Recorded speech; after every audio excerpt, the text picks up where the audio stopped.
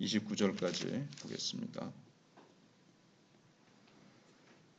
이에 예수의 이름이 드러난지라 헤롯 왕이 듣고 이르되 이는 세례 요한이 죽은 자 가운데서 살아났도다. 그러므로 이런 능력이 그 속에서 일어나느니라 하고 어떤 이는 그가 엘리야라 하고 또 어떤 이는 그가 선지자니 옛 선지자 중의 하나와 같다 하되 헤롯은 듣고 이르되 내가 목벤 요한 그가 살아났다 하더라. 전에 헤롯이 자기가 동생 빌립의 아내 헤로디아에게 장가든 고로 이 여자를 위하여 사람을 보내어 요한을 잡아 옥에 가두었으니 이는 요한이 헤롯에게 말하되 동생의 아내를 취한 것이 옳지 않다 하였음이라.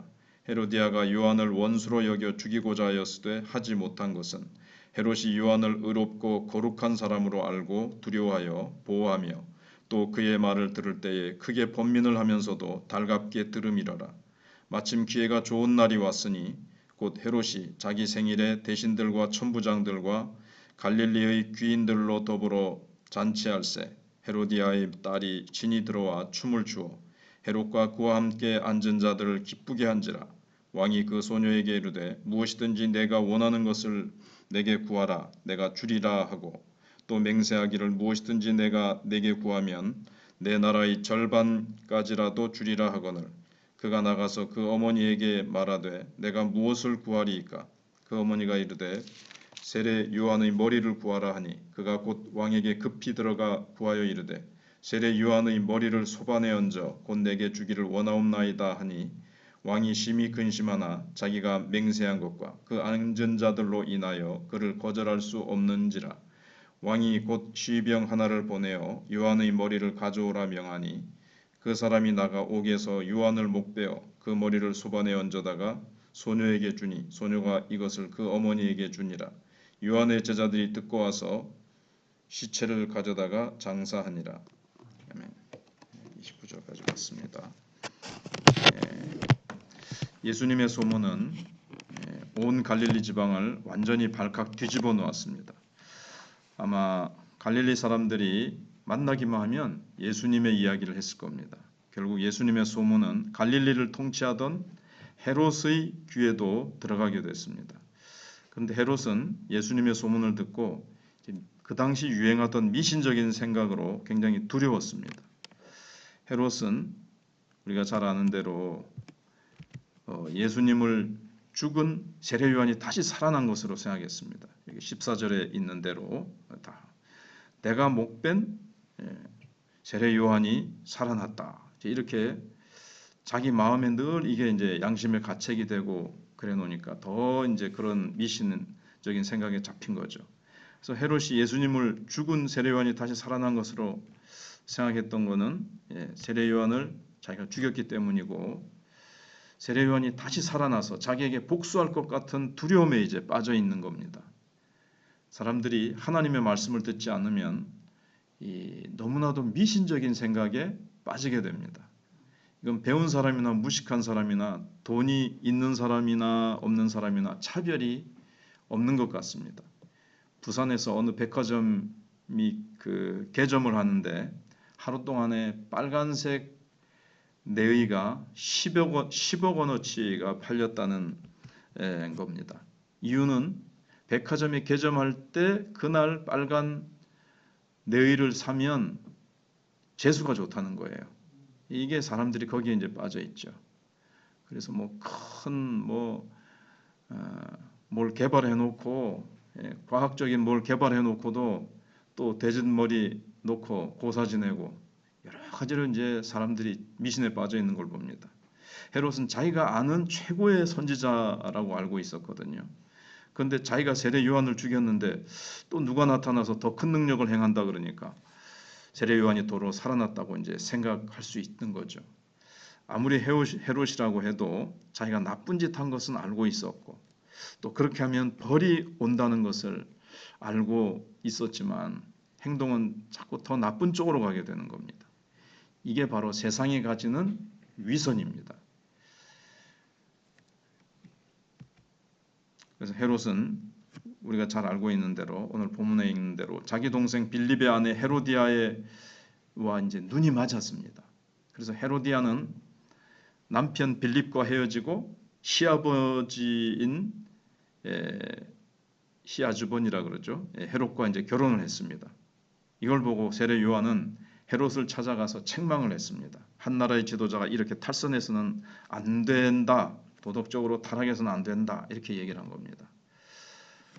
아마 세례 요한은 헤롯에게 어느 정도 기대를 가지고 있었고 어떻게 보면 이제 안면이 좀 있었다고 우리가 이제 추측해 볼 수가 있습니다. 아마 세례 요한의 이 한마디는 헤롯에게 엄청난 충격을 줬던 것 같습니다. 근데 이제 헤롯은 화가 나서 세례 요한을 체포해서 가둬버렸죠.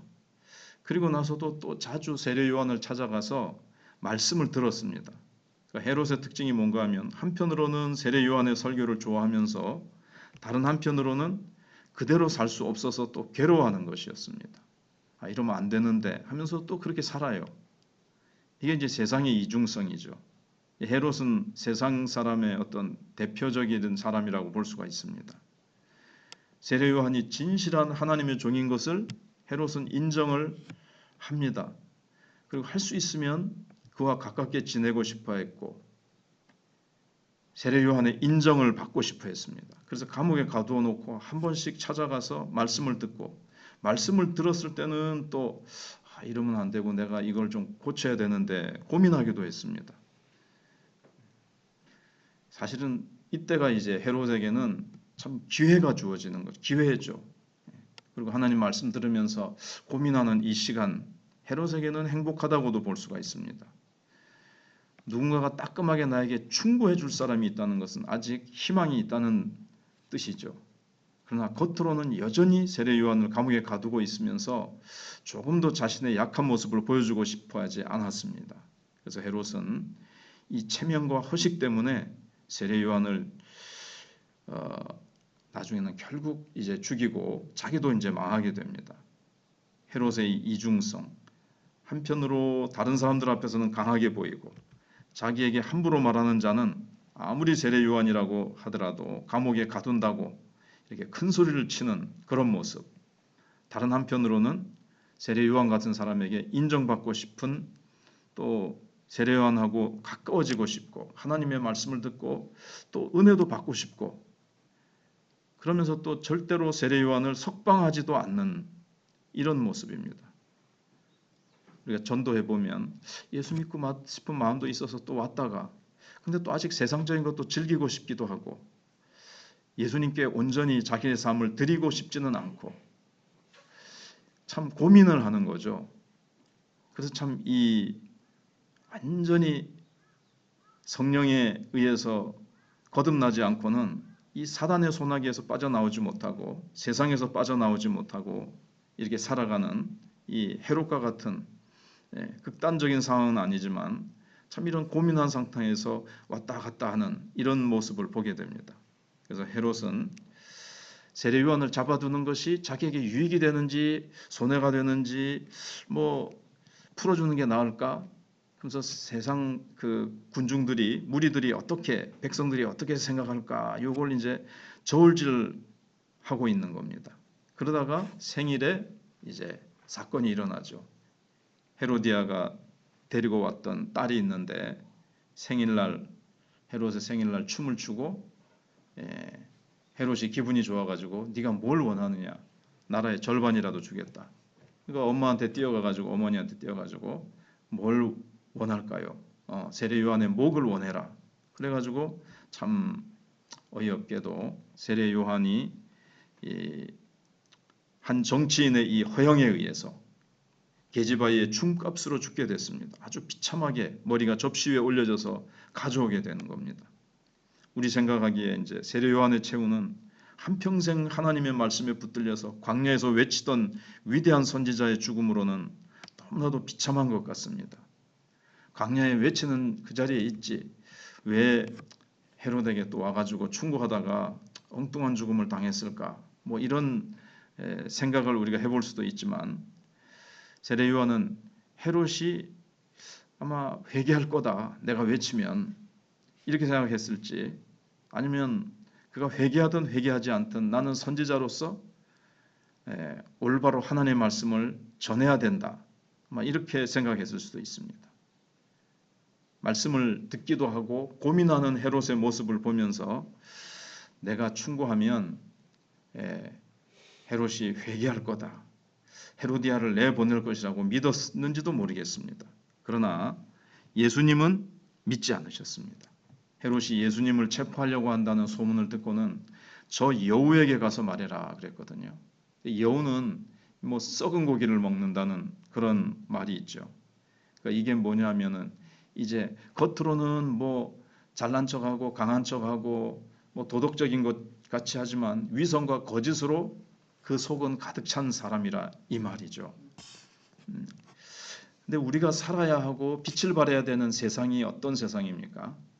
헤롯과 같이 이중성을 가지고 있고 위선과 거짓으로 채워져 있는, 그렇게 자기를 가장하는 사람들이 가득한 곳이고, 우리가 뉴스나 뭐 책이나 그 뭘 통해서도 이 세상이 위선과 가식으로 또 속과 겉이 다른, 그리고 그 속은 정말 썩은 고기를 먹는 여우와 같이 그렇게 세상 사람들은 탐욕과 거짓으로 가득 차 있는 이 세상에서 우리는 이제 살아갑니다.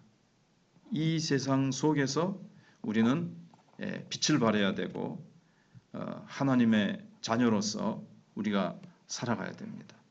우리가 그들에게 하나님의 말씀으로 세례 요한처럼 충고를 해야 될 때도 있습니다. 물론 이렇게까지는 아니더라도 그러면 이제 상대방은 더 우리를 공격해 올 수 있습니다. 가장 중요한 것은 어떻게 우리가 또 한편으로는 이 헤롯처럼 참 이렇게 성적으로 굉장히 이제 문란하거든요.